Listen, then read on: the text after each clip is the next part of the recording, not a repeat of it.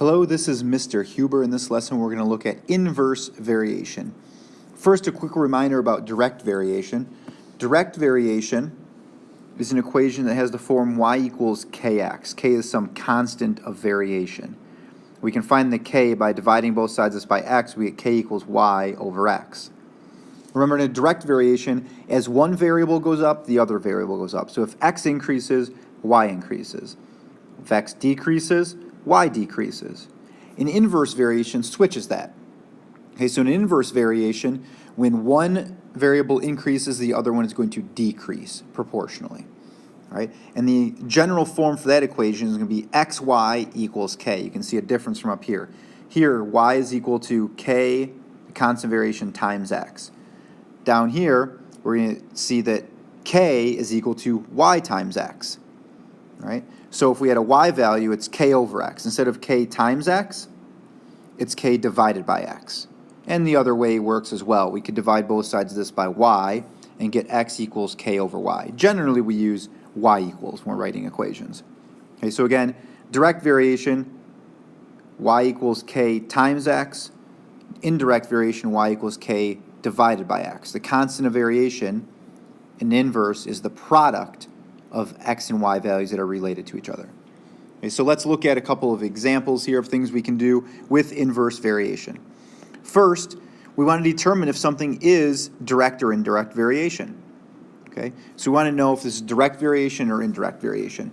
So the way we can do that is, if we recall, in a direct variation, we're going to have y equals kx. So we're going to have the constant of variation is y over x. That's for a direct variation. In an indirect variation, k is equal to y times x. So this is direct.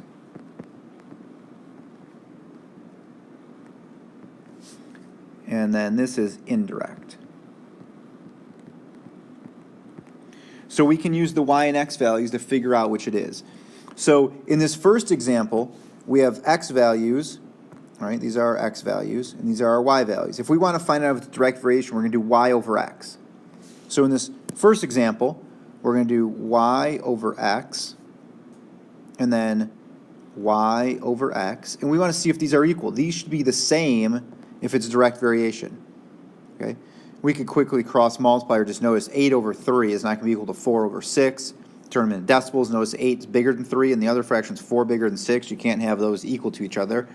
Again, cross-multiplying gives 48 equals 12. Okay, so it is not a direct variation. Now let's make sure it's indirect variation. For indirect variation, which is what we think it is, I'll put IND for indirect variation, k equals y times x. Y times x. Y times x. And then y times x. So we multiply the y value with the x value that's associated with this. These are going to come out to 24 each time. So our constant of variation here is 24, and it's an indirect variation. So for this first example, it is indirect, and the equation would be y equals 24 over x. That's for this example here. Right, indirect variation, because the k value, the constant of variation, was every time we multiplied y times x, we got the same thing. Then we plug that in here for our k value. Y equals k, which is 24, as we found out down here, over x. So we have an indirect variation that has the equation y equals 24 over x. We can check that and see if it works by plugging in an x value. If I plug a 3 in here for x, I get y equals 24 over 3. That gives me 8. And I put a 12 in. Y equals 24 over 12. That comes out to 2. So we see that this equation actually works for the information in our table. That's a way to check and make sure that it's accurate. In number 2 now, again, we want to first check, is it direct variation, y over x, or indirect variation, y times x? So let's check direct variation first. So to check direct variation, we're going to do y over x, so we're going to have 5 over 2. 5 over 2. Then we're going to have 12.5 over 5. Then we have 15 over 6. Then we have 25 over 10. This comes out to 2.5. This comes out to 2.5. This comes out to 2.5. If we divide all these, they all come out to 2.5. That's our k value. K equals y over x in a direct variation. So I know that this is a direct variation, and so I can write my direct variation equation would be in the form y equals kx. Okay? So for direct variation now in this one, I can write out the equation y equals, we'll write that in its direct variation, and we're going to have y equals k, which is 2.5x. Okay? That's our answer for the second one. It was direct variation. Again, it doesn't matter which one you check first or second. Check if it's direct first. If it's not, make sure it's indirect. Or check if it's indirect first. If it's not, make sure it's direct. So it's going to be one of those two, or it could be neither. But for these examples, I want to show how it could be one or the other. Okay? Not every situation is direct or indirect variation. That's how we can check to see if it's either one of those. And then write your equation. Put the k value in for k. In indirect variation, y equals k over x. Direct variation, y equals k times x. How can we check that? Again, take an x value and plug it in. Put a 10 in here. 2.5 times 10 is 25. Put a 2 in here. 2.5 times 2 comes out to 5. So this equation works for the information we have there in our table. Let's look at some more indirect variation. This problem tells us that x and y vary inversely. So there is an inverse variation. It's telling us that. And x equals 4 when y equals 12. Okay?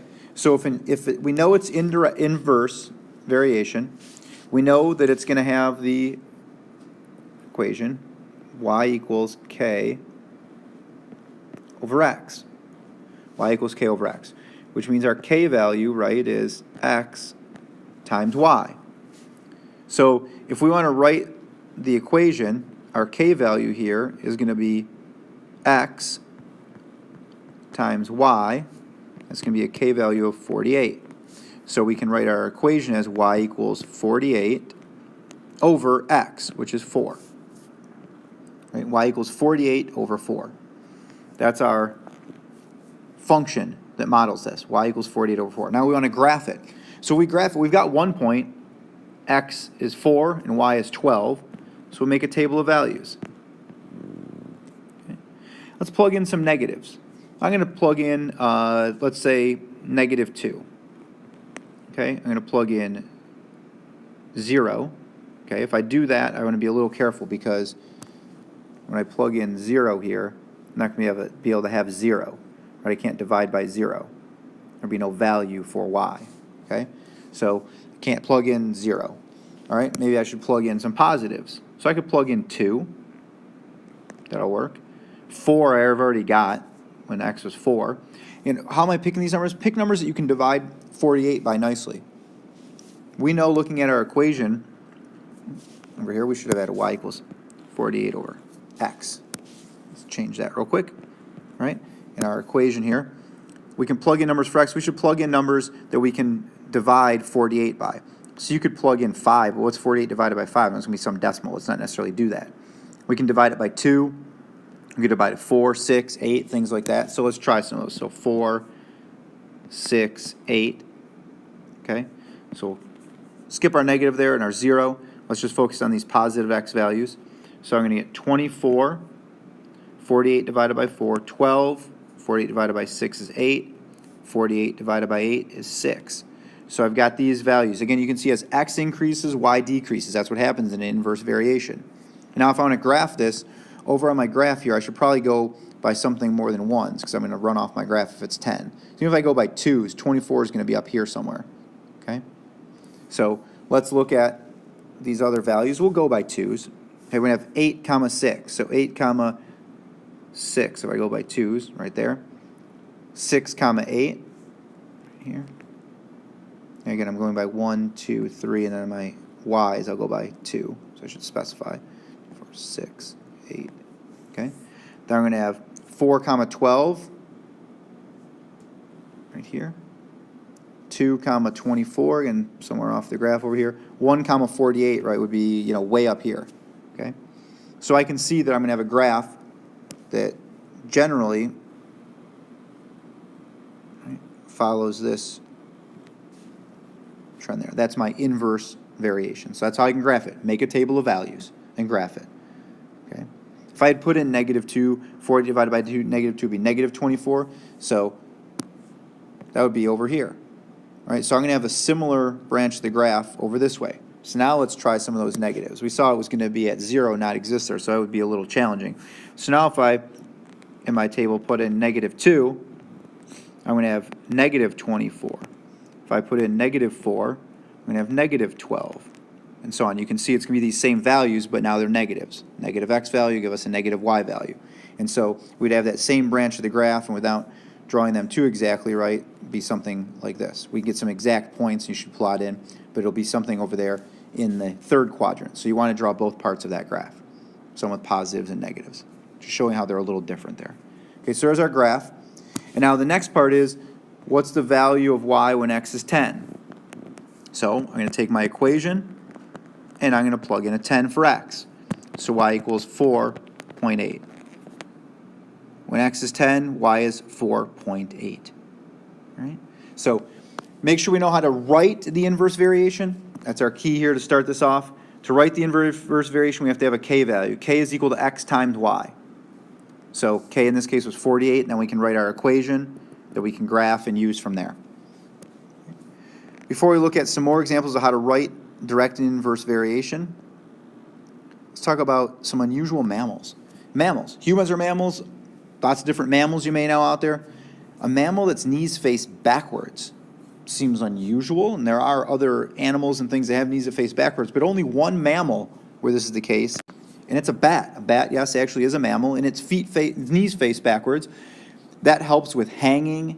It helps it adapt to be able to crawl flat against surfaces. It helps with landing, feet first in particular. So bats' knees facing backwards, very helpful to them in a lot of what they do.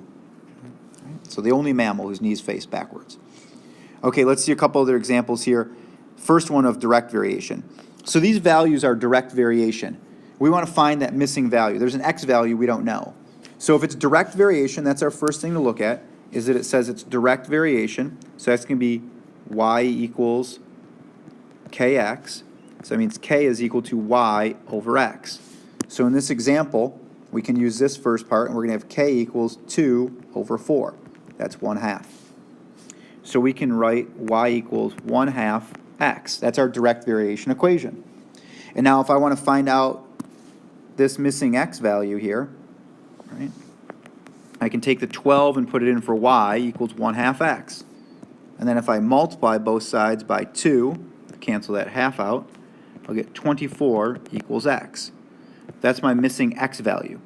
Right, 4 comma 2, and then 24 comma 12 would be another point on that same direct variation, because we know they have to have that same constant of variation. So when I multiply, okay, or excuse me, when I divide y over x, I should get 1/2 every time. So y 12 over x 24 would also give me 1/2. Right, now when I look at indirect variation, okay, indirect variation has the form y equals k over x. And k is equal to y times x. So now I take this right here and I do k equals y times x equals 24. So I can write y equals 24 over x as my indirect variation equation, which I can use to find that missing value. Because now I have an x value of 4. So make sure you know what you're plugging in. We're plugging a 4 in now here for x. So we're going to have y equals 24 over 4, which is 6. So 6 would be my missing y value. You want to check and see if it works. Again, use this constant variation equals y times x. 3 times 8, 24. This y times x should also come out to 24. Same constant of variation. 4 times 6 does in fact give me 24. So again, know the two equations, direct and indirect variation, and know how to find the constant of variation in each. And then you can work from there for writing equations, solving for values, graphing, and other things we might need to do with these two different types of linear, and then we see indirect, non-linear, but a curved type graph.